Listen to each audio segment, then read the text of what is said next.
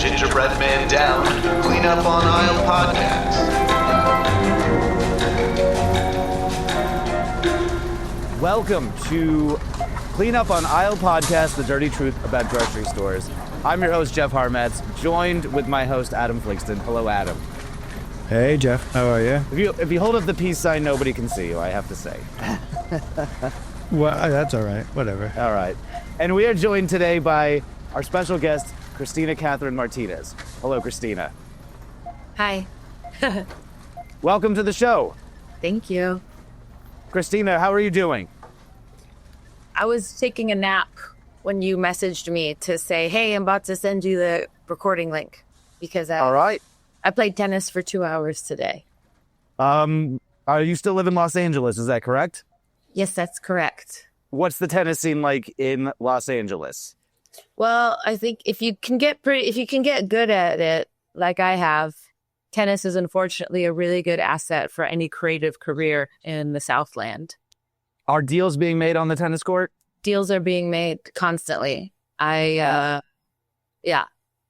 kicked some ass, I signed some deals, and then I had to take a nap. Okay. Have you actually gotten work from the tennis courts? My boyfriend has. Okay. Yeah. I have the best career I know of anyone who plays tennis, so it's mostly me giving out the deals. It's definitely I don't know, it's a gear sport. You've got to have a bunch of kind of fancy gear. I've played a little tennis. My mom is a champion tennis player. She never went pro, but amateur champion for her age group and stuff. And to play tennis, you have to have the space to play tennis, and you have to have kind of gear, right? A tennis racket ain't cheap.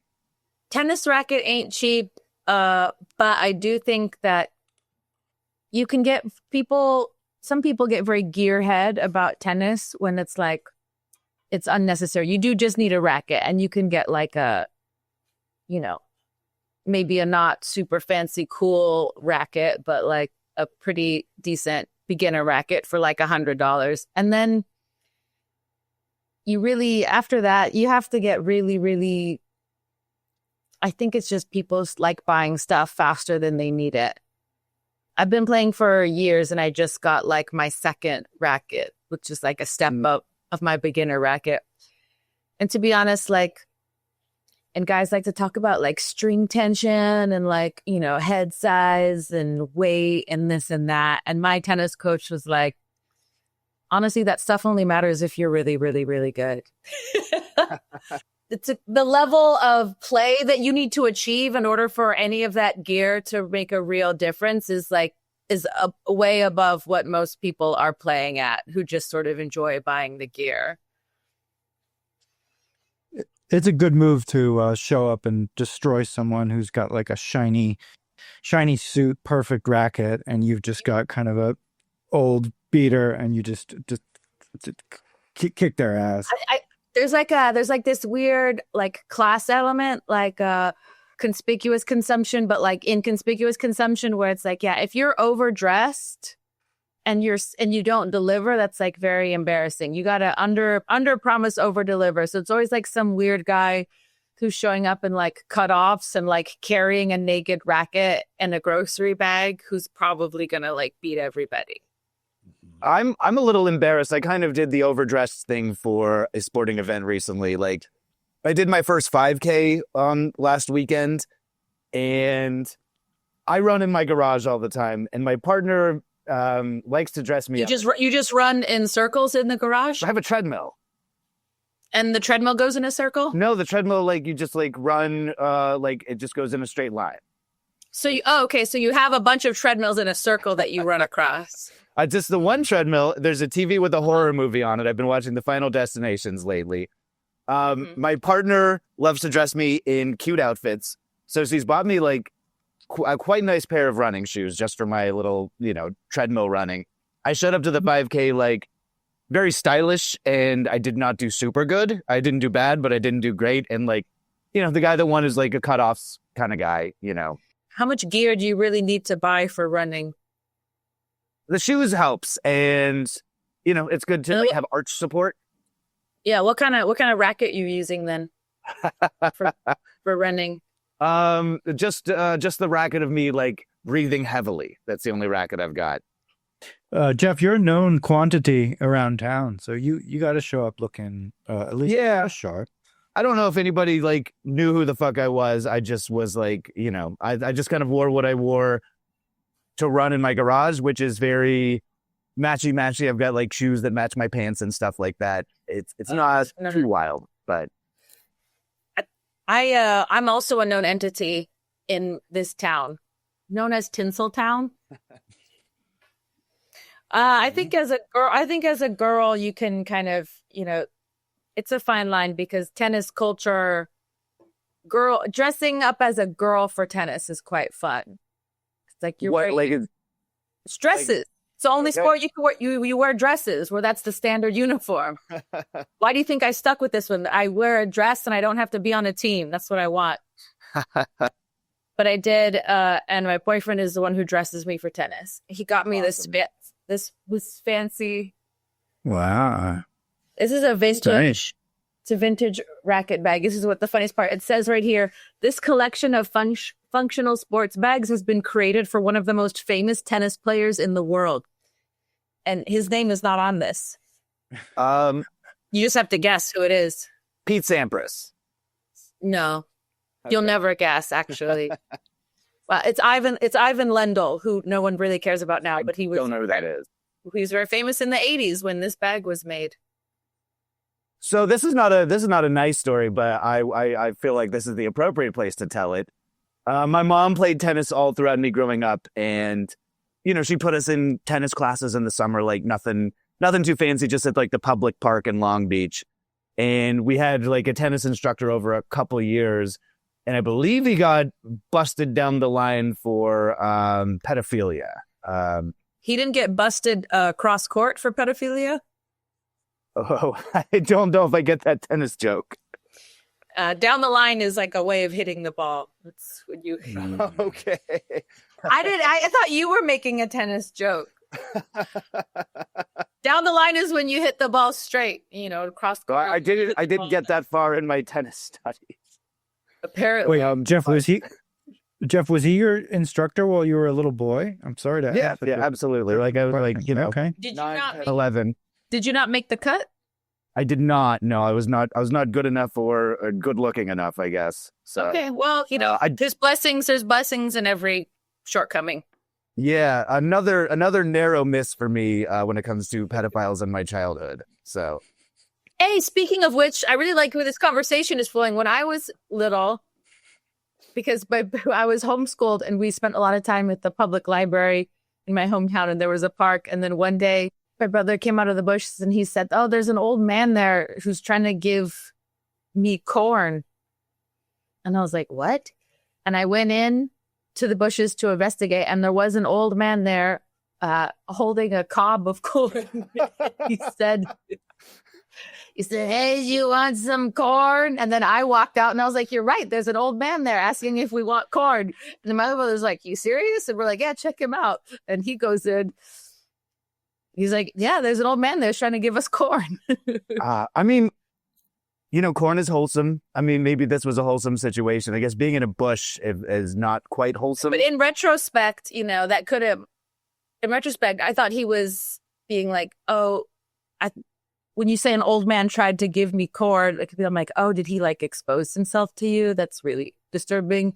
Maybe that was his end goal, but he was just like, "You want some corn?" Also, it was a cob that had no corn on it. It was just it was a desiccated cob. I have more tennis questions to ask you if you're cool to talk tennis a little bit more. Yeah, I would love that. I'm this close to starting a tennis podcast. I'm not great, but I'm up on it enough, and most tennis people aren't fun. So. Okay, so you live in Los Angeles, right? Mm-hmm.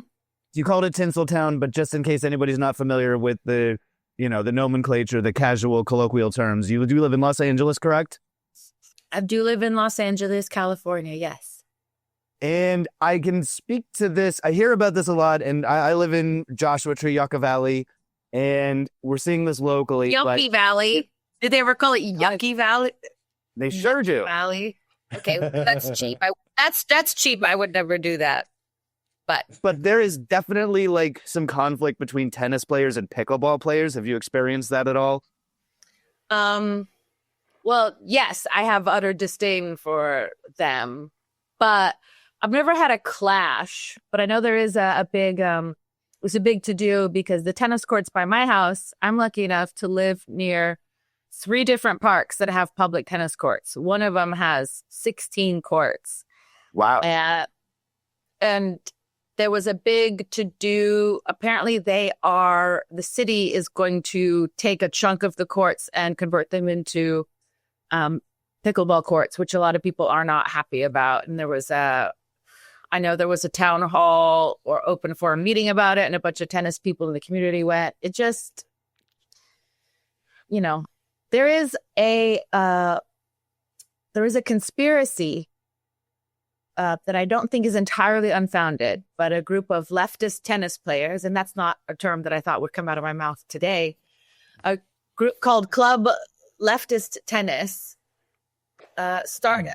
Not the most creative name. Yeah, they can do better than that. Yeah, they started circulating literature essentially saying that they believe the rapid rise of pickleball is a right-wing conspiracy in order to suppress working-class people from engaging in a sport that has a lot of upward mobility built into it. So the pickleball players are coming from the right wing? Is that the? I mean, I know it skews older. That's what I think. It doesn't really hold water because I think it's usually, frankly, a lot of pickleball players are just older, rich people.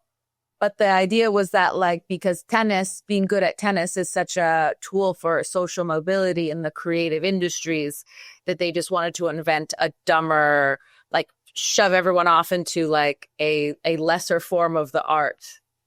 But I can't speak. I have a feeling it's a similar culture. So I would imagine that in some ways, being really good at pickleball offers you more social mobility if everyone's old. But also, it just sucks because even at these courts where there's 16, sometimes you have to wait for an hour to get one. So they're going to, chop those down even more. It's just going to suck. But I know cities like converting tennis courts into pickle courts because you double the real estate. I think it's that simple. We're like, oh, well, there's more of them if we make them smaller so everyone can just deal with it and learn this other sport, kind of. I don't like it. It's ungainly, and it's not a beautiful sport to watch. I've only played pickleball one time, and it was after shot. Out of here. I'm out. I did I shotgunned the old hard kombucha right before we played pickleball, and I got pickleball elbow. I did get a pretty serious injury on the situation. So you fell down? Pickleball elbow I got. That's not a real thing. I haven't experienced the upward mobility sports. I played golf for the first time recently. The ultimate upward mobility sport. 100%. And we've got a very silly golf course here in the desert. My office at where I work got. Is it called Uncle Yucky's Goofy Golf Course?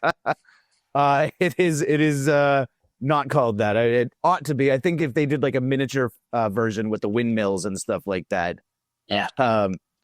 But we got conscripted into a charity golf tournament, and that was playing with all of the movers and shakers of our local community, and none of them wanted anything to do with me and my silly outfit and being terrible at golf.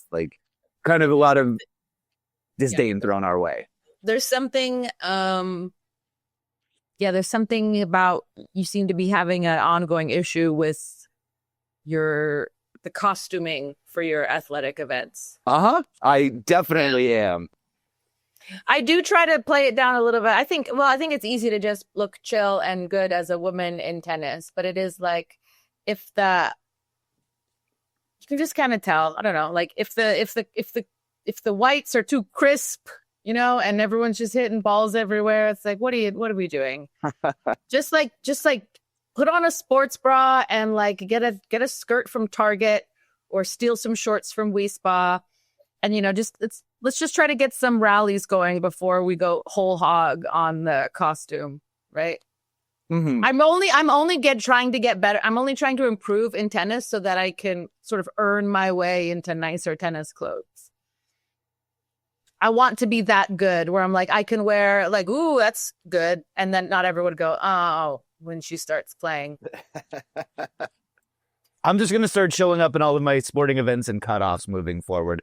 Lower the expectations. Yeah. As we were saying earlier, like under promise, over deliver on the athleticism. So honestly, under promise, over deliver everywhere. Do it. I do it in comedy, do it in writing. I'm like, yeah, I don't know. Yeah, I guess I just wrote this. Oh, yeah, thank you so much. Well, Austin. Mm-hmm. I try. Adam, have you done any costuming for any recent sporting events? No, I wear the same clothes everywhere I go. Okay, the Steve Jobs route. I like that. Got it. You've got a closet full of black T-shirts. I did a recording session with an orchestra with some students, and they all wore like nice suits and stuff like that. And I was literally wearing like a T-shirt. And so yes, I wear the exact same clothes everywhere I go. I knew a kid in high school named Porg, and he worked at Islands Burgers and Tropical Drinks, and he didn't want to spend any of his money. He only wanted to save his money, so he didn't wear shoes. He only wore shoes at work, and he wore his Islands uniform every single day, so he didn't have to buy clothes. But if you didn't know, it's just kind of like, oh, it's khakis and a Hawaiian shirt. That's clothes. And it was also partly because he wanted to be available, like to pick up shifts at any moment. You know what I mean? Did he leave the name tag on? Most of the time, yeah. But he made more money than all of us. Dress for the job you want. I know. All of us were wasting our time like changing clothes, but before going to work to our part-time jobs. I have to ask about Islands. I hope I'm not blowing up somebody's spot. And Christina, I know that you are an art critic, a fine art critic. Yeah. We a friend of ours, and you might know this person. I'm not going to name them on the show, but she said that a lot of art world people would go to the Islands in Burbank, California, to gossip about the art world because they could be confident that no other art people would be at the Islands at Burbank, California. I don't know about that one in particular, but I mean, it stands to reason that the art critic wouldn't be invited to the secret Burbank Kiki. But I do know I think there was I've been to like the equivalent spots in like Mexico City. And so that stands to reason that there would be like, I remember I have a friend who's an art dealer, but we're like close friends. And I was looking for a place to eat. And he was like, this is where I go when it's art week in Mexico City and I don't want to see anyone. It's not the Islands in Mexico City, I hope. It's the Rainforest Cafe. So it's the Rainforest Cafe with the big, it's kind of like the Chuck E. Cheese band, but it's like Frida Kahlo and Diego Rivera. And they're like having a domestic, they're having a violent domestic fight on stage instead of like robotically playing keyboards. The fist just goes boom, boom, boom, up and down, up and down, up and down, up and down. And her spine goes bip, bip, bip, bip.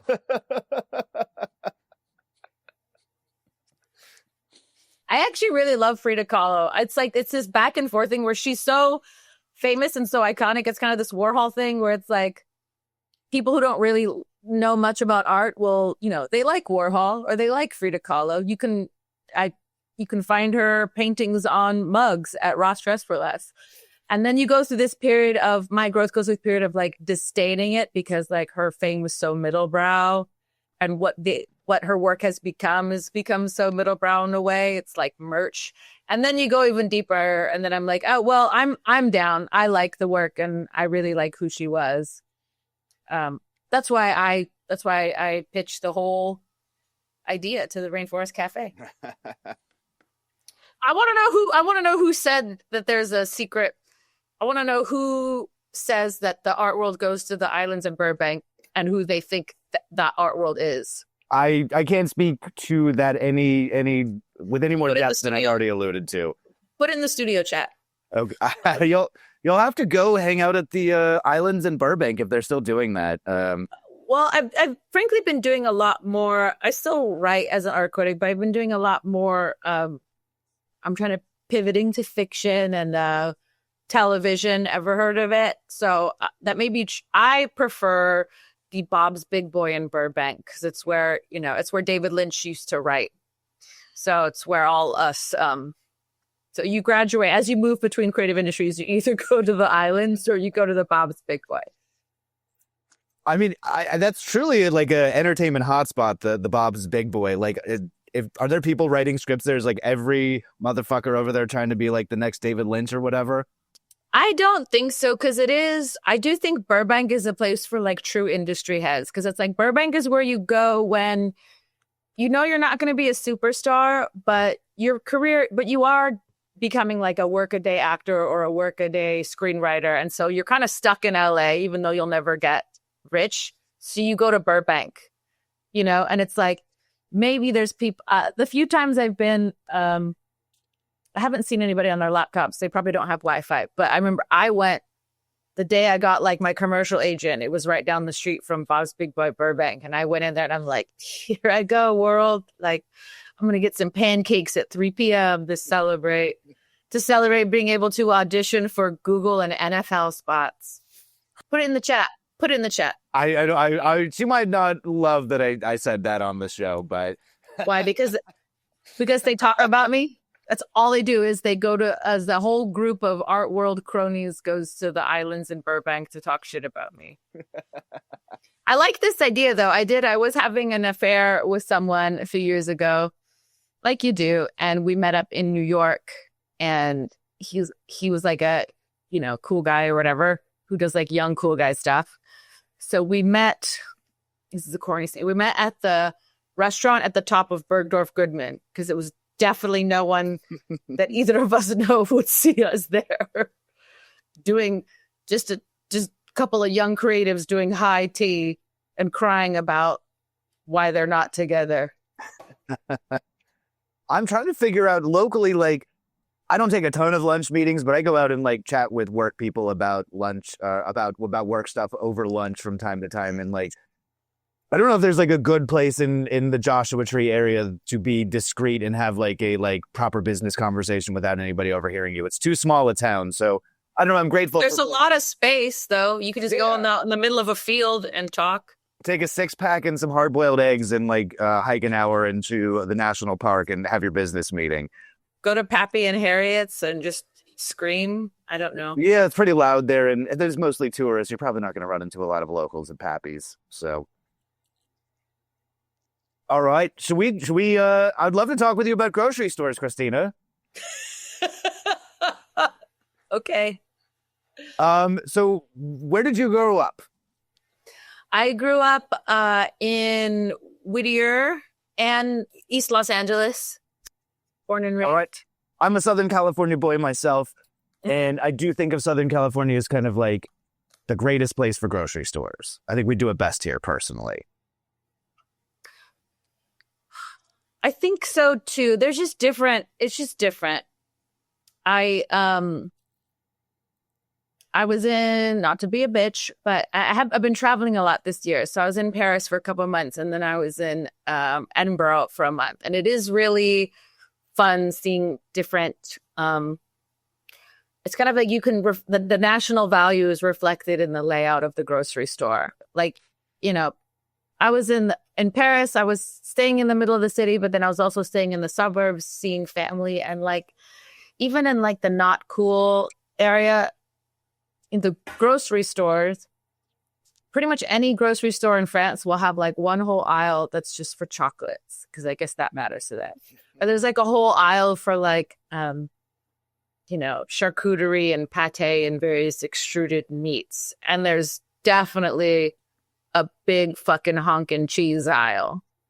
You know what I'm saying? Have All right. Yeah. I will high five you. I really enjoyed Paris grocery stores. I'm going back to Paris in a couple weeks, actually. This episode might come out while I'm in Paris. Okay, well, what the fuck? I thought I was the only one who got to talk about Paris on here. Oh, sorry. I'll let you go. Yeah, we can cut that part out. But Okay. we're kidding. What did you like about Paris grocery stores? Also, just the regulated food prices. That's what I like about Paris grocery stores. Wait, are all the food prices regulated, or is it just a baguette? It's pretty much just a baguette. I think certain things. You best believe I'm hoovering a €1 baguette on the daily. I stick it in my back pocket like a penis growing out of my butt, and it just gets shorter and shorter throughout the day. Oh, the tinned fish over there is next level. Really? Oh yeah, there was sometimes like I would get just like as a meal, I would just get my big hunk of Parisian tradition, and they have this like tinned mackerel with like mustard wine sauce that I haven't seen anywhere else yet, and it's cheap. To them, it's just like a can of sardines. But I'm like, you open it up, there's mackerel, there's like little chunks of carrots in it. It's like a little whole deal in the can. And I put it on my pee-pee bread and I eat it. Because you were there long enough. Like, I was in Paris last. I won't get like, we went to Provence for a wedding, so I only did a couple days in Paris on either side of that. I was never in Paris long enough. Like, I visited grocery stores as a fan, as an aficionado of grocery stores, but like I never did any proper cooking. I was there for 2 months, and like 1 month was spent kind of in this town that's more like an hour outside of France called Étampes. I was doing a clown school, and then I spent a month in Paris with a friend, and my cousin also lives there. So just like, yeah, after a while you got to start cooking something. So I was mostly just not cooking though. I was mostly just putting tinned fish on my pee-pee bread. I will try and do the Christina diet when I'm in Paris coming up. Just spread that fish on the bread. Yeah, you got to eat some greens. I think every once in a while I would just like boil up some broccoli or kale just so I had green shit in my face. But I was mostly just doing, tinned fish on pee-pee bread. What kind of grocery stores did you grow up going to? Like, what's your early childhood with grocery stores? Well, my biggest memory being at the grocery store is just like overwhelming my mother, because I think we were homeschooled. So I was homeschooled until the age of 12, and we weren't really allowed to watch television. So it's like going to the grocery store was like the closest thing to watching television and seeing how other people live their lives and appreciating the drama of day-to-day existence. The reason why I chose this topic, but also we were Mexican. We were Mexican and we still are, but we also were then. And so there's it's not a hierarchy, but there's different ones. You know, there was like a big normal grocery store. I think it was a Lucky's. I'm such a Lucky guy. Like, I grew up in Long Beach, and Lucky was our shop. Yeah. Do you remember that spokesperson? It was so weird. She was just this sort of nice looking, red-haired, middle-aged lady. I think it was the people that did the Rose Parade. Like, on KTLA, the local Rose Parade announcers. It was like Bob Eubanks and somebody else would do the Lucky commercials. Stephanie something. I just remember even then at such a young age and being so unschooled or homeschooled, I still had the seed of that, cultural theorist in me. I remember noting as a young girl, I'm like, that it's very interesting that like this mascot, the spokesperson for this grocery store, like it's not a young person. It's not a sexy person. It's not even like, I'm not sure what's selling this. So I'm like, maybe, you know what I mean? It's just sort of like a nice middle-aged looking redheaded lady. They're good vibes. Yeah. And I realized later it was trust, So we'd go to Lucky, but then, with my grandma, we'd go to like the carnicerias or like the Mexican grocery stores around East LA. The kind of, there was a carniceria right by my grandma's house.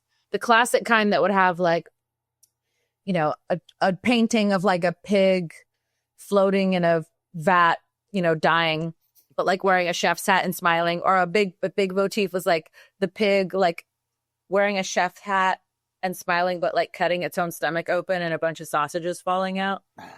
that genre of like of self-mutilation as mascot, you're getting a good cut.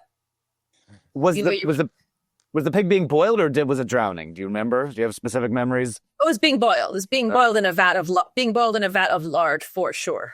Okay. That's how you get that carnitas going.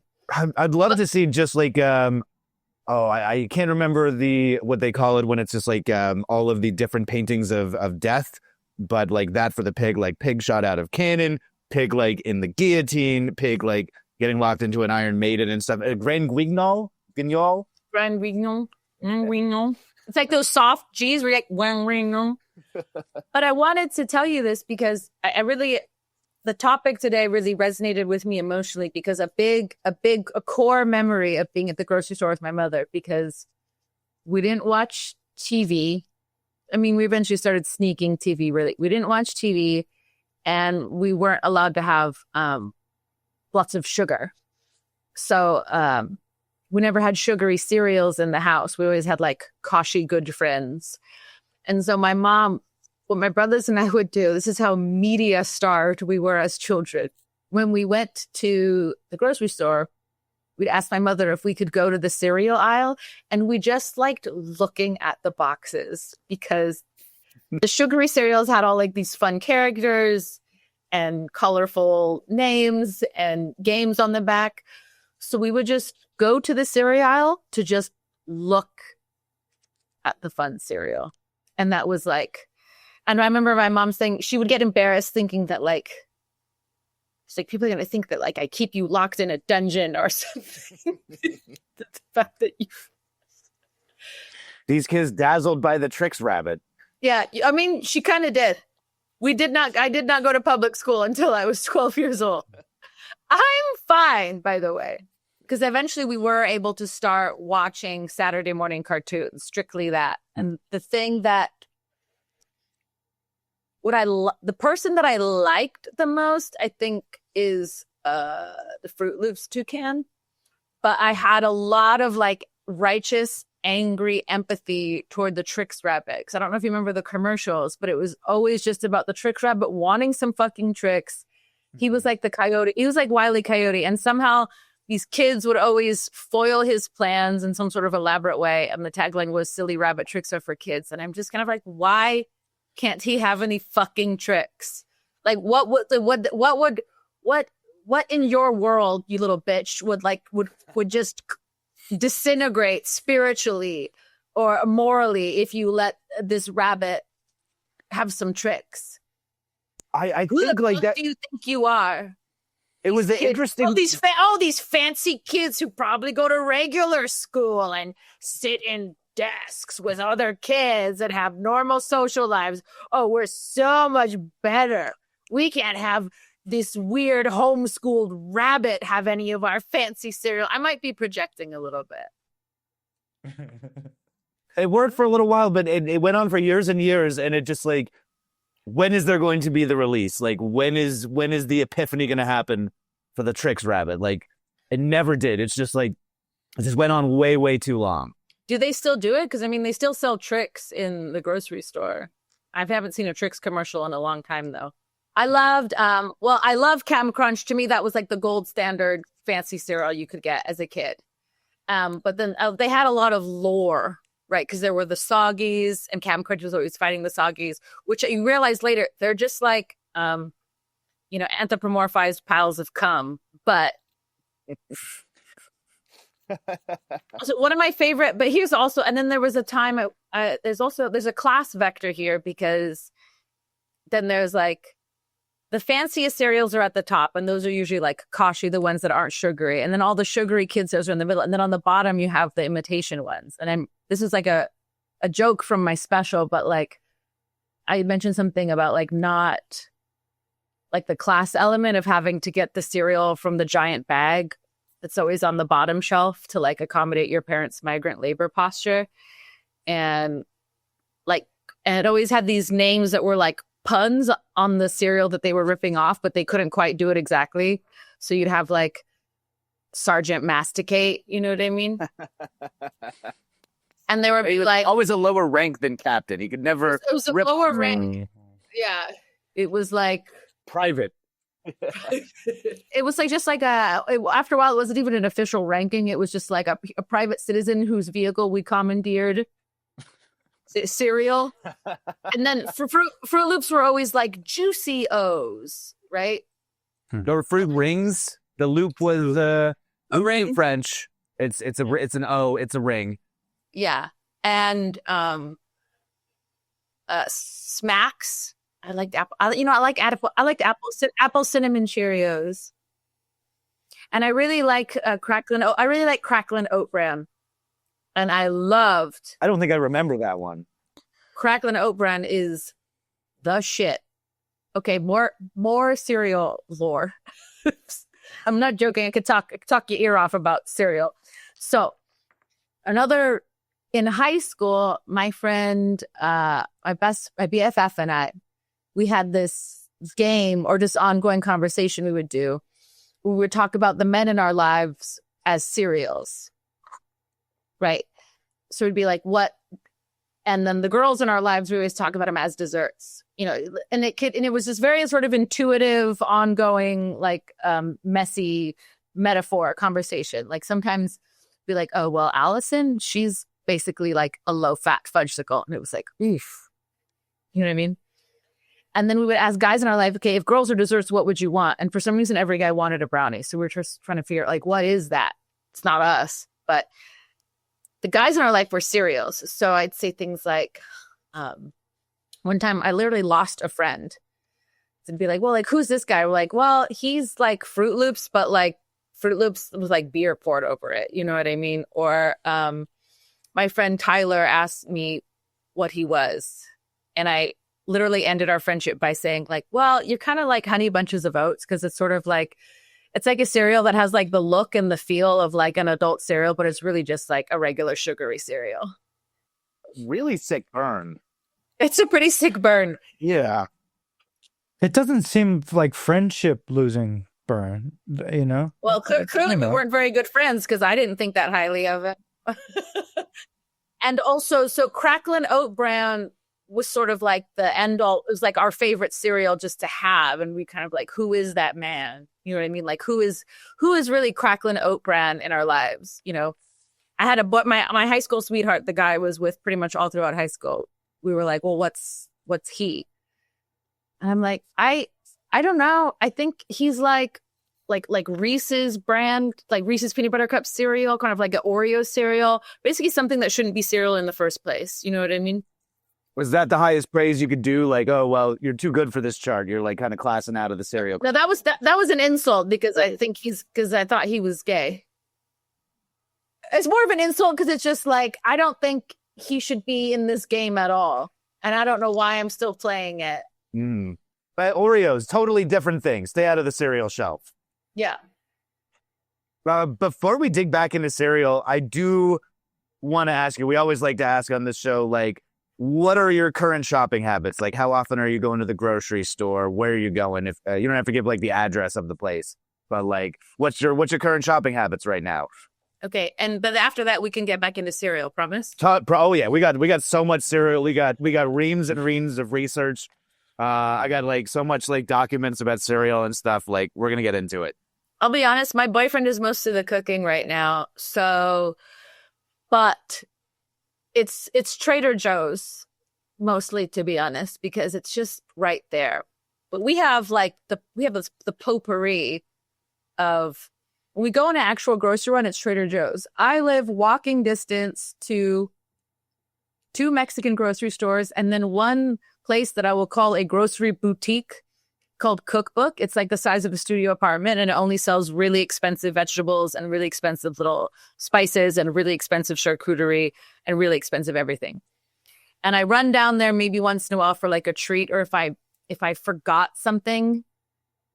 Like, I know they're going to have it there, and I could it's a few blocks away. I could run over there and get it and pay too much for it, but it's not like a regular shopping place. And the Mexican grocery stores are great for meat and like you got the pre-made roast chickens. Those are my favorite. And I'm lucky enough to I live a few blocks from a farmer's market. That's every Tuesday. So every Tuesday, I love to take my reusable tote bag, fill it up with farm fresh vegetables, and then watch them slowly wilt on my counter. I got to bust LA a little bit for something because, like, when I lived in LA, I think the Echo Park Farmers Market was on Friday, and I don't know. I don't work in entertainment, or I didn't at the time, and like I go to an office. I can't go to the farmers market on a Friday afternoon, or you said it's on a Tuesday afternoon. Like, it's Tuesday from 3 to 8. It's perfect. Okay, that's doable. The Echo Park one was like Friday from like noon to 5, and I'm like, I can't go to this. Like, I know if you're a loser and you weren't allowed to go. Everyone went to that farmers market in Echo Park to talk about you. It's just for people who are on NCIS to go to that farmers market. Yeah, it's the islands burgers of farmers markets. I think 3 to 8 is great because it crosses over work time. So you can go in the afternoon if you don't have a real job, and you can go after work if you have a real job. And like actually just the other day, I'm trying to eat better. So like for me, it's a lot of meal prep and a lot of goo.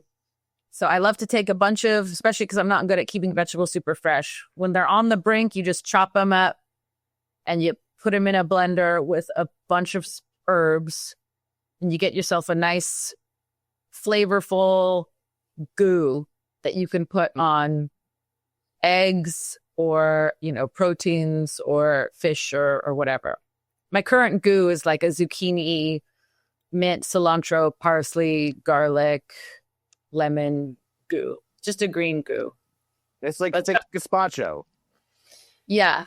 I actually have it frozen in some cubes in my freezer right now because I don't like, my boyfriend does all the cooking, but once in a while I just like biblically need to go to the farmer's market and buy a bunch of vegetables and chop them up and put them into a goo. How often are you buying cereal these days? Like never. Okay.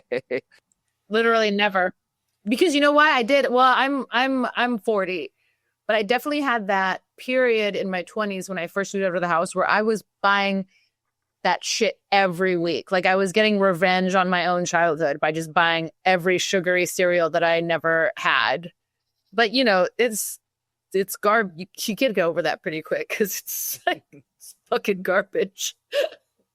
Adam, have you done cereal recently? Are you a cereal guy anymore? Well, I've been moving back and forth between places that I can barely cook. So it's become a source of like desperation to, yes, actually, I've been eating a lot of cereal recently. And it sucks. It's not sad. I mean, it's good when you're doing it, but it's not satisfying. Like if you eat it as a meal. Yeah. Yeah, kind of. Yeah. And what are you reaching for when you're... I get it. I get Mom's brand, which is like healthy, but it's just sugar cereal. It's just like a nut. No, it's that honey bunches of oats shit. It's grain washing. Yeah. They desaturate the colors and they try to sell you on it as being healthy. I have eaten cereal as like dessert, but like I just don't buy it because I don't cook. I'll just eat it mindlessly. It's dessert in my house. Like, my partner is Australian, and she did not grow up eating cereal at all. So, like, when we first got together, she had never heard of Cinnamon Toast Crunch. She was like, what the fuck is that? And so I bought some and, like, sprinkled it on vanilla ice cream, and she was like, okay, that's interesting, fine. And we have, like, a box of, like, Easter Rice Krispie in the house that we're supposed to make Rice Krispie treats out of, like, 2 years ago that we never did. But, like, that's the extent of our cereal eating in our household. I grew up eating a ton of it. Like I would say I've tried all of the cereals from the 90s, 100%, no question. Oh yeah, I love. Well, there was a big. I don't know how many of them still exist. There was a big. There was a very fairly robust catalog of variations on Cheerios. Apple cinnamon Cheerios were kind of my favorite. I've got a full list here. Okay, Honey Nut Cheerios. This is gross, but this is a thing I did. I would, as a child, sometimes. We weren't allowed, the big treats we were allowed to have as far as cereal goes is once in a while we would get Kix and once in a while we would get Honey Nut Cheerios. And I used I used to eat Honey Nut Cheerios with hot milk. As of 2025, there are 44 variants of Cheerios. Let me have them. Okay. I mean, do you want all of them? Do you want just the strangest ones? I mean, I will rattle through these, but some of the stranger ones, like this is the one that keeps jumping out at me. I think these are 2024 ones. Okay. Yes, Christina? Well, I mean, you don't have to read the description for every single one, but I think you can rattle off 44 names, and that won't take a whole lot of time. I'm genuinely curious. I will do it. I'm ride or die. You better rattle. This is a performance art. You better rattle off these fucking Cheerio variants. I'm a professional broadcaster, so I do this all the gosh darn time. Let's start acting like it. Cheerios, cinnamon nut Cheerios, honey nut Cheerios, peanut butter Cheerios, apple cinnamon Cheerios, multigrain Cheerios, frosted Cheerios, yogurt burst Cheerios, fruity Cheerios, oat cluster crunch Cheerios, banana nut Cheerios, chocolate Cheerios, cinnamon burst Cheerios, multigrain peanut butter Cheerios, multigrain Cheerios, dark chocolate crunch, Cheerios protein, ancient grain Cheerios, pumpkin spice Cheerios, chocolate peanut butter Cheerios, strawberry Cheerios, berry Cheerios, peach Cheerios, blueberry Cheerios, maple Cheerios, cinnamon Cheerios, toasted coconut Cheerios, frosted vanilla Cheerios, chocolate strawberry Cheerios, banana caramel Cheerios, honey vanilla Cheerios, strawberry banana Cheerios, frosted lemon Cheerios, peach mango Cheerios, Cheerios veggie blends, Cheerios protein, Cheerios oat crunch, crispy oats, purely O's, oat Cheerios, Cheerios and X's, Team Cheerios, Millennials, Berry Burst Cheerios, and Dulce de Leche Cheerios. You're fired. They're taking away your radio show. Okay, here's what stood out to me. Peach, mango, frosted lemon, which I guess makes sense. I don't want to know what there seemed to be a lot of variations. Like there was cinnamon Cheerios, then there was like cinnamon Cheerios multigrain. Also ancient grains. I don't know. What's this sort of like Neanderthal Cheerios? Quinoa. It's got a quinoa in it. Kamut, wheat, spelt in quinoa. Okay. Do they have like Albert Camus brand Cheerios? That's just like. Are those aren't all available in the United States? There was a couple that were only like Ireland or like Denmark, but most of them are like. Which one's Ireland only? Let me guess. Oh, oat Cheerios. Sorry, I didn't give you the chance to guess. You would have never guessed that one. I would have. I loved Team Cheerios. That was like an Olympics tie-in, I think. That one was really fun for me. That had like frosted Cheerios in it, I think, back in the day. There was one that was like lightly sweetened with like runners on. Multigrain Cheerios. That's the multigrain. I like that. That was a good one. There was cinnamon. There is I was just thinking, remember an apple cinnamon Cheerios, and I heard you mention cinnamon a few times, but I know for a fact there was apple cinnamon Cheerios. There was. I think it was on the list. I'm pretty sure I mentioned apple cinnamon Cheerios. I'm not crazy. Oh, You number 5 on the list. From 1988, apple cinnamon Cheerios.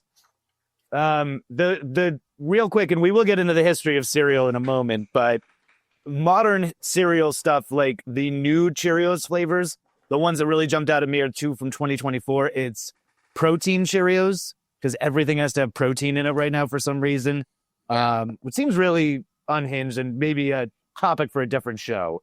I want to know about veggie blends. I think it's like, do you remember when Jerry Seinfeld's wife stole the recipe where you put cauliflower into the mashed potatoes? Yeah. That one just lives forever in my head. But I don't remember it either. Just say yes so we can move on. Yeah. I think they're like squeezing like vegetables. It comes with like spinach, carrot, and sweet potato, like processed into the Cheerios so that it has like vaguely healthier. They're like sneaking stuff in there for you. You ever have those V8 blends? No, I never got into vegetable juice. Yeah, well, they tried to sneak in V8 to like sweet juice, and it did not work. So that's what that is. All right, Christina, it was very, very fortuitous that you brought up that the soggies from Captain Crunch look like jizz, because the origins of cereal are very masturbatory. I don't know if you knew that. I did not. It's very disgusting, and I know that Adam probably did a little bit of research into this. We both probably dug into it, but kind of to start us off, cereal was invented for like there's 2 Kellogg brothers, and they started a wellness clinic in Battle Creek, Michigan, where they were doing NAD injections and Basically, it was like the modern or the of the time, like Esalen or something like that. It was Okay. very hip. They were like the goop of their time. 100%. I mean, one of them looked like Colonel Sanders, like he wore the white suit and had like the little pointy beard, or like Dr. Moreau kind of. But if you had a mental condition, you would go to the sanitarium and abstain from. It was not a mental condition at first. It became a mental sanitarium thing. But at first it was like Esalen. It was a rich people only would go to take in the waters and to get the healthy, just a goop or whatever. It was like a sanatorium, which is slightly different than a sanitarium. So wait, but that means at some point, all you have to do as a woman is to act crazy and you get to go have a free vacation and eat cereal all day. Sign me up.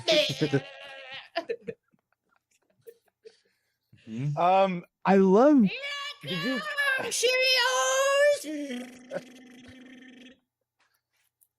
His philosophy. To myself and others. Did you see, Adam, where he got his like kind of? So he studied monkeys, and he's like, human beings need to get back to their roots and live more like monkeys. So it's like he was trying to do whole grains, but he's like, I saw monkeys take 4 shits a day, so human beings need to take 4 shits a day, and that was one of the foundations of his like health model. So he was just like enema after enema after enema. It's like enema town. But that, like, part of like getting all of that shit out of the body is like eating whole grains and stuff. Like, and that's kind of where the development of cereal came in. It was like, were they always eating it with milk though? Or were they just stuffing dry whole grains in their mouths? Like, when did milk become a thing? I don't think milk was a part. I don't think it was our bowl was a part of it. I think they were eating. It was more like granola or like grape nuts or something like that. They would just sort of eat it. Like Love grape nuts.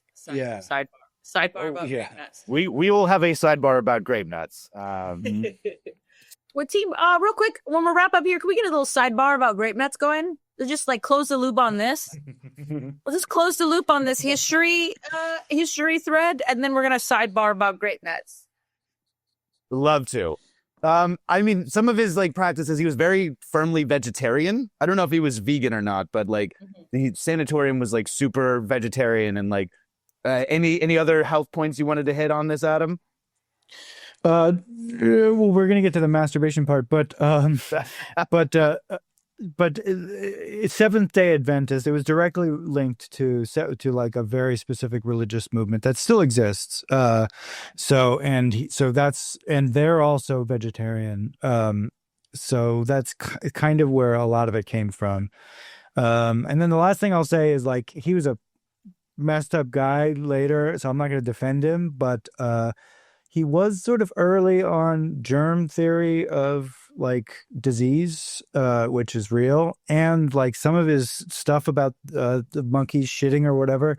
Like he was aware of gut bacteria in a way that like has very much The whole idea of the science. gut biome.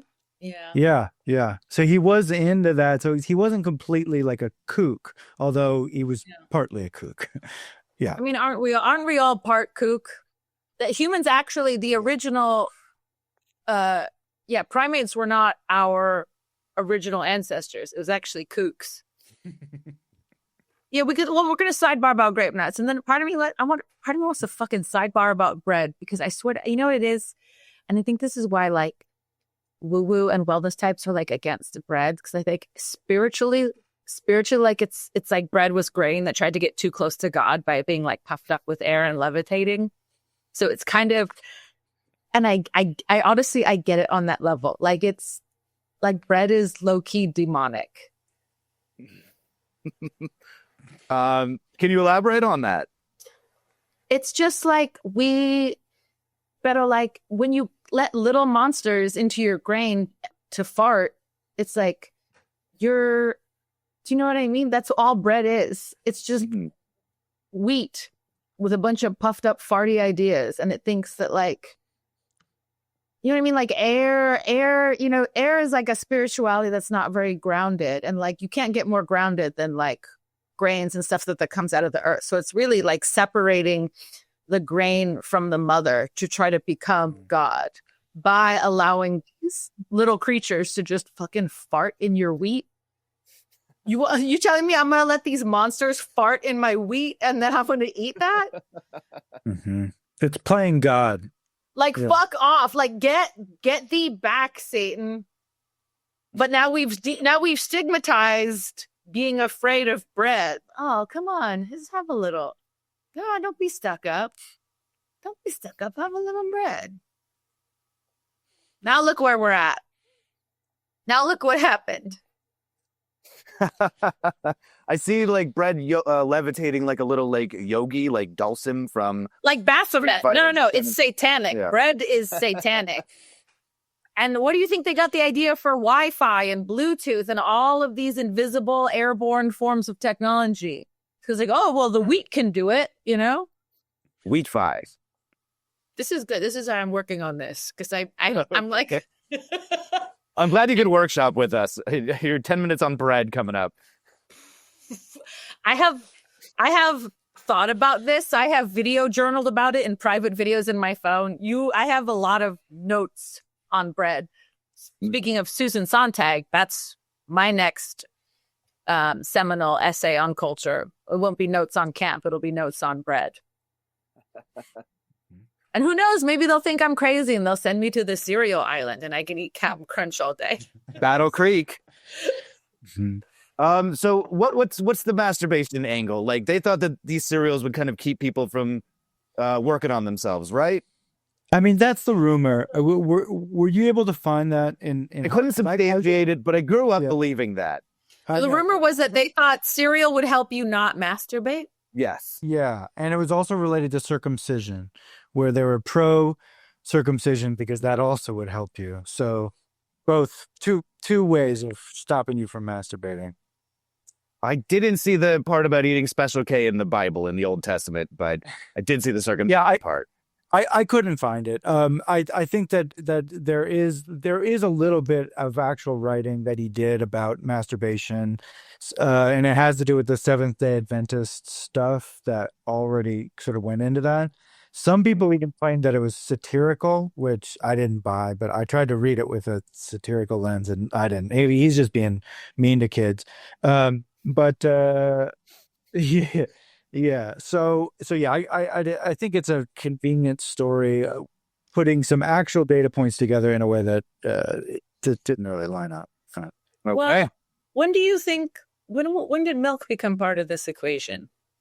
Still unclear to me. I didn't see any They were wetting a lot of this with water, so I don't know when the milk actually. We can maybe we'll do a quick research. But yeah. Some of this they were wetting with water or like other juices or. We've been planning this episode for 3 months. You had time to research. I don't know if they needed milk because like they made them chew it 40 times at the sanatorium. They would like for every year that the Lord's people were lost in the desert. Absolutely. You had to take a bite of the cornflakes, which was like the first one. They figured out the process to like dry and press corn into the flakes, and then they would make people chew it 40 times because that would get the saliva going, and it's like a pre-digestion thing. It actually, I mean, that is true. Most of us are not chewing our food half as much as we should, and it is very good for you to chew your food thoroughly. How much you chewing? I mean, I've heard some relatively non-crazy seeming Western doctors say that like, yeah, ideally it's 40 times, which is, I think like 15. I have a hard time chewing. I just don't. Yeah, I'm definitely a little like I could gulp it down like a duck and not chew enough. But like by the time you really need to chew it, yeah. If you're at islands, there's no time because you don't know what kind of art baddie's gonna walk in the door right as you were talking. Yeah, I'm trying to chit chat, trying to talk shit on the art world, and I can't be chewing my burger 40 times a bite. Like that's just too much. I do it, but it's like a durational performance. Apparently, milk and water were always kind of used, but it went back even before to like hot cereal and porridge and stuff like that. So, yeah. That's so I guess milk. Yeah. Yeah. What about hot cereal? That's a good entry point into this grape nut sidebar. Yes. I didn't know this until I was researching this. This is wild. So the Kellogg brothers had this like proprietary system for making cereal. They're rolling the corn out and doing the thing, and they wouldn't share it with anybody unless you were enrolled in the sanatorium. So who enrolls in the sanatorium? I forget it. I have his name somewhere. It's But I think I got those terms mixed up. I think a sanitarium is where you go to relax. The sanatorium is for the crazy people, or is it the other way around? It's the normal one, the not in the health one, the wellness one. At that time, they used them. But at that time, it was interchangeable. At that Okay. time, they used them interchangeably. It became a mental health thing or crazy people thing, like basically 50 years after this. Yeah. But now, like in other countries, they do have sanitariums. They do have like a just wellness place where you get well when you're not, but no crazy stuff. Very, very. Everybody's got to be very normal here.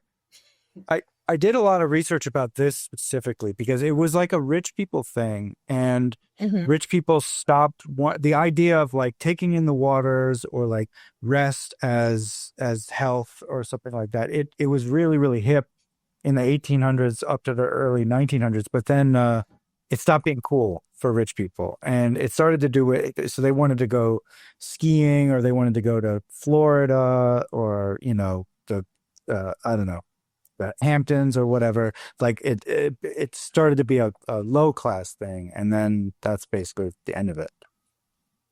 Okay. Yeah, you're right. They're essentially synonyms, but I don't like it. I think we need to separate them. I need to separate the facilities. All right, so they have this proprietary process. They would let anybody that stayed at their sanatorium watch them do it. And Charles They William like to Post, watch, huh? Charles William Post, the founder of Post cereals, enrolls himself. He has his nervous breakdown. He actually had a couple, I think. He shows up. He watches them do their cereal thing. He discharges and then steals it and starts like inventing cereal, like on the commercial market. Like he does grape nuts. Grape nuts was the first one that he did. So like Classic. grape nuts hit the market before anything else, and so it's like kind of considered the original breakfast cereal, even though it's completely stolen. It's also very specific. For a while I was eating grape nuts like normal cereal, just putting cold milk on it and eating it, and I'm like, that's bad. And when I discovered that you actually put milk and then generally a little bit of butter and or sugar, and then you heat it up in the microwave, and it's more like a porridge. Is that true? I've never eaten it that way. I've always eaten it real, like breaking teeth wise. You're supposed to heat it up. Okay. I didn't know that either. I'm excited for you. It is divine. So next time you have grape nuts, put the milk on the cereal, put a little pat of butter on top, put it in the microwave, and then mix it together, sprinkle some sugar in. You're going to have a good time. I'm probably never going to do that. I think I've eaten my fill of grape nuts. And All right, well, then I'm out. I'll go tomorrow. All right. Are you really going to do it? If Yeah, Adam sure. does it, I'll stay. Okay. Thank you for taking one for the team, Adam. Sounds good. Sounds great. But yeah, like grape nuts kind of like kicked it off, and then like the Kellogg brothers were very much like, oh, we got to get in on this. If this guy's like making a killing on our idea, like we got to do this. Well, it wasn't just like that. It was like Gallagher and Gallagher too, where the one brother who's not the doctor, not the fancy guy who cares about health, the other brother, he started the for-profit cereal company, and then his brother, who was all into health, was really mad at him, and then it became a fight between them. Yeah. Okay. So that's where Kellogg's, like we know it. It didn't come from the health guy. It came from the other brother. Mm-hmm. But they kind of started off together, right? Like, weren't they working at the sanitarium together? Yes. But there's also a lot of dispute about whether like the wife of the guy actually invented the cornflake. It's basically cornflakes that we're talking about. The wife of the guy, brother was the one brother, the other brother, and like there's a lot of people who all claim inventing that. But yes, they were all working at the sanitarium together. in the late 80s. If you're in the proximity of such an innovation as cornflakes, wouldn't you want to try and grab a little credit for it? Wouldn't you want to put your name on it a little bit? Yeah. Oh yeah. Just to be clear, like you're not supposed to heat up cornflakes, are you? No. I haven't been doing those wrong this whole time. Okay. No. But I'm not joking. You do got to heat up your grape nuts. I am sleepy. I got to eat dinner soon. What are you gonna have? Cereal? They're gonna go out get some kicks. Just got a bunch of. I should be using more of my goo, but you know what? You know what me and the fella like to do when we're both really tired, don't want to cook, just want to go to a sexy little spot and enjoy each other's company, reconnect. Sizzler. We go to Sizzler. Is there still one by you? Oh yeah, there's one in Los Angeles. They closed the Yucca Valley one. It's because you people have no taste. Yeah, we couldn't. Not enough people supporting the Sizzler out here. Well, how many like giant Mexican families with screaming kids are out there? Because that's who's packing. How many cops do you have out there? Because that's who's at Sizzler. Adam, do we have any more early cereal history that we want to hit? Nah. That's pretty much it. Okay. All right. So do you want to do sidebar and grape nuts? Did we do the grape nuts sidebar, Christina? We came in and out of the sidebar. I think that's as far as we're gonna get. I just can't believe Okay. you like have never eaten grape nuts properly. That's really wild to me. Absolutely. I've never put strawberries in my Cheerios or whatever. The box would tell me that that's the proper way to do it, but I don't care for strawberries. What the hell is wrong with you?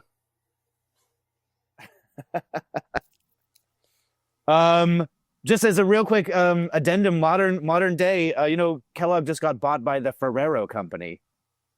Ferrero Rocher. Chocolate? The Ferrero Rocher. Yeah, Tony Tiger is now Italian. He drives a little sports car, and all of your favorite cereals are now Italian owned. So there you go. That's the it was Ferrero just bought Kellogg, and Kellogg just bought Paramount. Ferrero Rocher owns A24. That's it. I just submitted a script and they're like, needs more chocolate. Like, need more chocolate in this sexy action-packed Coke-fueled thriller with various unjustified elements of fantasy and surrealism. Put more chocolate in that. You can cut this part out. I'm really trying to get in with these people. we're going to leave it totally in. We're leaving it all in. So. Okay, we'll just let everyone at Ferrero know that I'm going to submit my spec script soon. Okay. Adam, did you have any other points on the timeline that you wanted to touch on with cereal? Yeah. Sugar cereal came in 20th century. It's a pretty extensive history. I don't anything major we want to touch on. Okay, well, I think this is something I suspect. Maybe you can confirm it. I mean, this is most toys, most everything for kids. That a lot of Saturday morning cartoons were just made to sell cereal and toys. But it was the commercials. Like G.I. Joe was a show made to sell G.I. Joe figurines. And the military. And the military industrial complex to at-risk youth. But I remember there was never a show starring a cereal mascot, but there were cereal commercials between every single show that was selling toys. Designed to look as much like the cartoons that were, sandwich commercials as possible. Yeah, I couldn't tell the difference. That's partly why I would we'd go to the grocery store to consume television, right? In more than one way. Mm-hmm. When I'm eating Trix, am I consuming Trix Rabbit as an idea? The Cap'n Crunch guy was created by Alan Burns, who invented the Munsters and the Mary Tyler Moore show. So they're definitely what's popular. Let's get the popular entertainment people to start making our cereal commercials. It's not marketing guys, it's TV guys. Yeah, hear me out. Cap'n Crunch would do.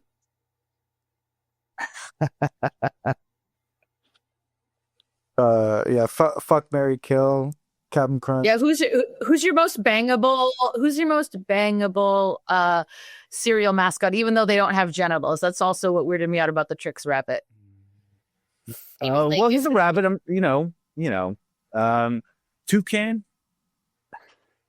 Beautiful. I feel like Toucan could get down. I feel like he's got a beak. He could do some things with that. Hey, yo, what that mouth do? What that beak do? Toot toot. No, Tony the Tiger though. He's a He would take care. He'd get lost in his arms. But I feel like the Smacks Frog, he's slimy. He'd do nasty stuff. He would do nasty things. The sugar bear is very paternal.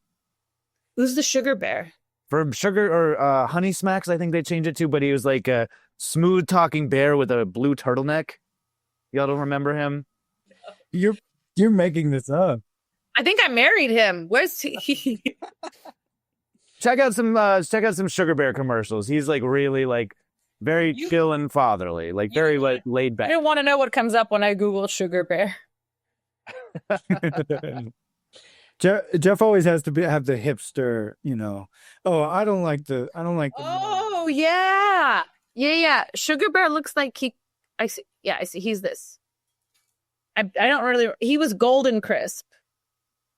Yeah, Honey Crisp, Golden Crisp. That's what it was. It's the sugar bear. Can you see him?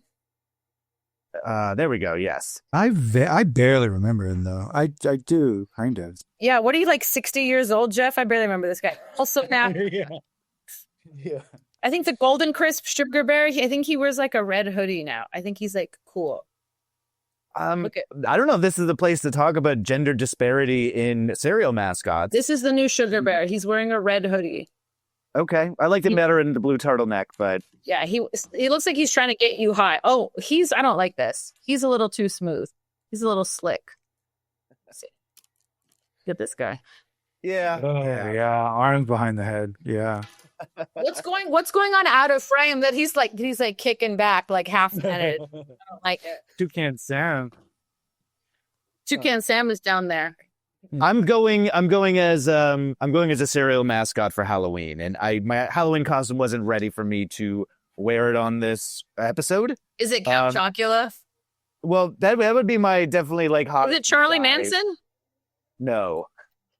Okay. I'm gonna be Captain Crunch for Halloween, and I've got like it's a very serious Captain Crunch, like the grim and gritty reboot of Captain Crunch. I guess we can talk about it. I did buy a custom hat from a hat maker in the Cotswolds, and my sister lives in London. I did ask her I said, if I order this, can we ship it to you in London? You'll bring it over for the summer. And she said, sure. The hat showed up and it was like so big that she couldn't pack it. So my brother-in-law wore the Captain Crunch hat the entire flight from London to Southern California. That's, I'm working on the cause. It was not This better pay off. It doesn't. But my partner is Gonna be a doggy. well, she wanted to dress up like as a cereal thing also.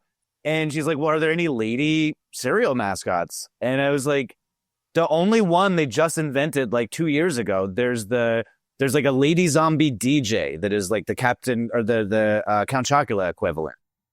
Lady zombie DJ. DJ? Yes. She does have a turntable on the cover of the box. The only female mascot we have for breakfast food is Aunt Jemima, and you have to tell Joe she can't be that. She's not going to do that. She can't do that.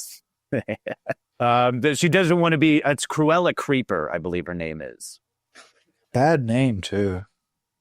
The Morton Salt Girl. What else? Do you think that Booberry is a good name?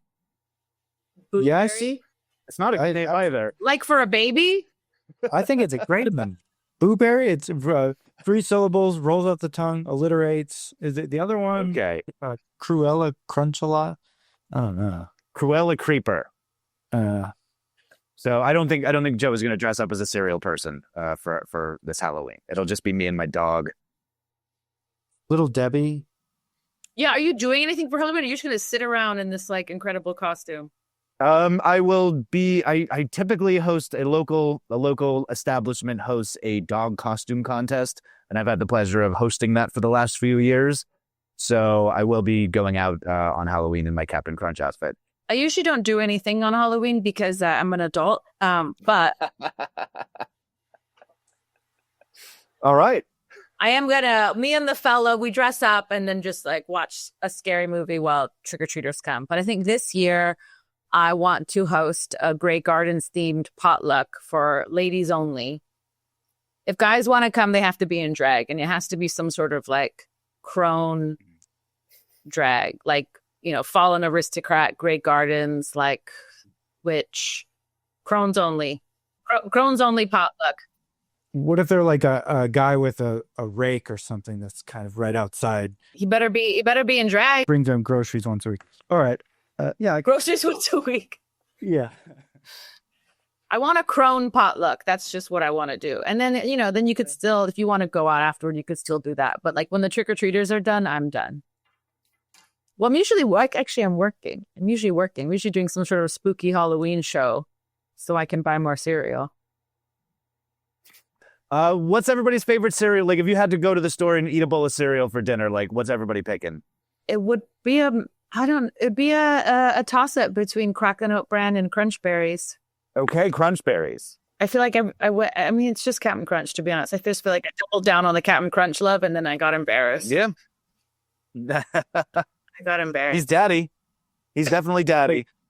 So you're talking all berries, or you're talking Captain Crunch with the berries? I lied. I just mean straight shot Captain Crunch. All right, good. I don't want Okay, no berries. No berries. There's no reason to be embarrassed about the berries. We should wrap this up soon. I feel like my diva cup is leaking. Adam, what's your top cereal that you're going for right now? I guess it's Frosted Mini Wheats right now, but it always changes a little bit. Jesus Christ, grow up. Grow up. Mm-hmm. I still like Honey Bunches of Oats. I like some of the gnarlier stuff. Like, I like the Oreo cereal. I'll get in on some Oreo cereal, or like They're sick, disgusting. I'll get in on some Kicks. And Get a life. do y'all have a favorite discontinued cereal that does not exist anymore? Well, I don't think Apple Cinnamon Cheerios exist anymore. I haven't seen It's it in a while. totally gone. Totally gone. That was truly my favorite. That was the best Cheerios to have with hot milk. I can drink hot milk as an adult, but you two need to grow up. I imbibed hot milk well into my 20s, but I'm fine. I'm a Berry Kicks guy. Oh, It was short-lived. It was like their version of like Crunch Berries. Like, if Kix is the Captain Crunch, they said we're gonna do some berries, and it was like a little bit more of a natural flavor than the Crunch Berry. It was like a little more toned down, a little bit more sophisticated. Because when it comes to children's cereal, I'm a bit of a sophisticate, and it doesn't exist anymore. They made it for like 2 years. I did have a variation of a berry crunch in the UK when I was in Scotland, but it was really sad because artificial dyes are banned from cereals. So like there was definitely like the Kix berry flavor, but they just the cereal just looked gray because they couldn't get anything jazzier in there. That's coming to the U.S. Americas. Yeah. So you're gonna have gray Kix pretty soon. All cereal's gonna be gray. Yeah, it's gonna be just like a white. It's gonna be gray, light gray, dark gray, warm gray, cool gray. Those are gonna be your Fruit Loops colors, because they're starting to ban like a lot of the artificial colors. I know RFK Jr. has specifically name checked Fruit Loops is something that he's keeping his eye on, which is an important topic. Well, that's makes me feel safe. His really teeny tiny little eyes are locked in on Fruit Loops.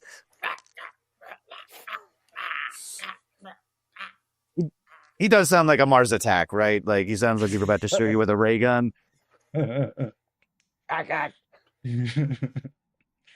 sentence construction there, he sounds like a Mars Attack. I knew what you meant to say. Mm-hmm. He sounds like a character from the film Mars Attacks, but like just as a noun, it's very funny. Okay, thank you. We will let you go. I know that you said your Diva Cup is runneth over, so we don't want to keep you too much longer. Do you have any final thoughts on cereal? See, honestly, I just told him my Diva Cup is leaking. You just say that no matter what, people will let you go. No, honestly, this is making me want to have cereal for dinner. But like, I don't keep cereal in the house because I will just eat it 3 times a day over the course of 3 days. So yeah. Oh, well, this is on a whole other side, but we don't have time for it. We got time. I appreciate the imitations that they have at Trader Joe's. There's I think the Captain Crunch derivative that's available at Trader Joe's is called Gorilla Munch. Really? Yeah. Okay. Does it have a big gorilla on it? Bet your fucking ass it does. Is like I thought that all like because it's Trader O's, right? Like that's their Cheerio knockoff. Yeah, but their cereals all have like rainforest themes because I think they donate money to the rainforest. Okay, it's not strictly Trader Joe's, but they do sell it at Trader Joe's. It's just called Nature's Path. And Nature's Path, you know, like they have rhino rolls, they have gorilla munch, they have choco chimps. So because that particular brand, I think they donate money to the Rainforest Cafe in Burbank. So all of their cereal derivatives are like jungle themed. Do you, like I don't know if we have talked about this on our show, but there was a lawsuit recently that Aldi's cereal and like cookie knockoffs were way too close to the originals, and like Aldi's just got sued by Monsanto probably. I think it was like an Oreo based lawsuit, but a lot of people were comparing the Aldi version of like, you know, Apple Jacks and saying it's like pretty remarkably similar. They're just like filing the serial numbers off that design. So I'm glad that Trader Joe's and Nature's Path are actually like putting some effort into some new mascots and like coming in with a cohesive theme. Yeah. I mean, the gorilla, it's odd. The gorilla on Gorilla Munch is like it's a young gorilla. So it's not like this toxically masculine, overarching paternal figure. It's just like William Kellogg wants to know how many times a day that it shits. 4? Shooting for 4 here. At least. Are you William Kellogg, nice to meet you. How many times a day do you shit?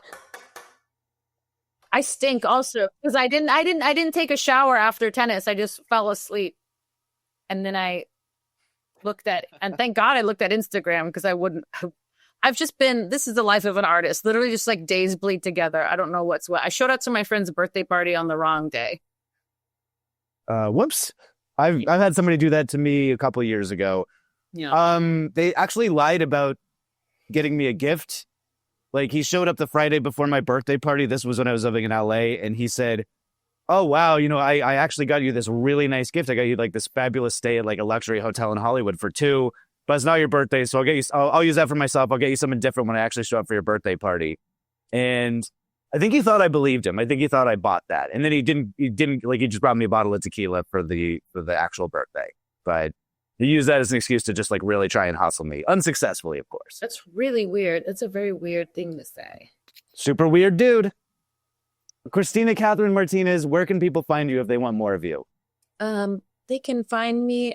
You know, I'm old. I'm not on TikTok. I'm mostly on Instagram at xtina_Catherine. And that's usually when I post about my shows or stuff that's been going on.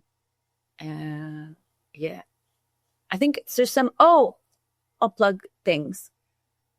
My comedy special from 2024, How to Bake a Cake in the Digital Age, is available on YouTube. Also, I think late last year, or was it this year? I don't even remember. Life of an Artist. Yeah. Well, my episode of Office Hours Live with Tim Heidegger is up there, and that was a really fun one. I think someone started a Reddit thread saying I was going to get them kicked off the air. So worth checking out that episode. Off YouTube? Yeah, off the air. Yeah. off the airwaves of YouTube. I should wash my hair. Is your book still in print? You know what? It's not actually, because the publisher's house burned down in the Altadena fire. So Okay. it was already a bit, my book, anyway, it's been a while. It's from 2019. It's been out of print. And then it just got really rare because whatever remaining copies kind of went up. So I've been working on another book of essays for the past few years that hopefully when they get published, or since I'm trying to pitch just like a collection of my art writing in general from the past 10 years, hopefully reprint it with the parts of that book so it's just still available. Someone told me that they saw a copy of my book on Amazon today for $4,000. Oh my gosh. Wow. Okay, someone thinks they're going to, I think it's just that now that it's out of print, like some people are counting on my career continuing to be good so that might be worth it someday. I don't know. It's like, well, they're betting on like literary futures, which like no one has. it is a grim outlook in the literature world at the moment, unfortunately. So, But keep on trucking. But yeah, I was just say Instagram. I just been on the road a lot this year, so I'm taking a little bit of a breather in general until the end of the year. But next year I'm touring a new show and have some writing coming out. So follow me on the Instagrams and find out about that shit. thank you so much for joining us to talk about cereal. It has been it's been more of a treat than a tricks. I'll say that. This was fun. I definitely got into learned something about myself. That's what we're here to do. Teach you about grocery stores and also the people that go into grocery stores, you. Which is us. Yes. But also them, and you got to look out for them. All right, Christina, thank you so much for joining us. This has been Clean Up on Aisle Podcast.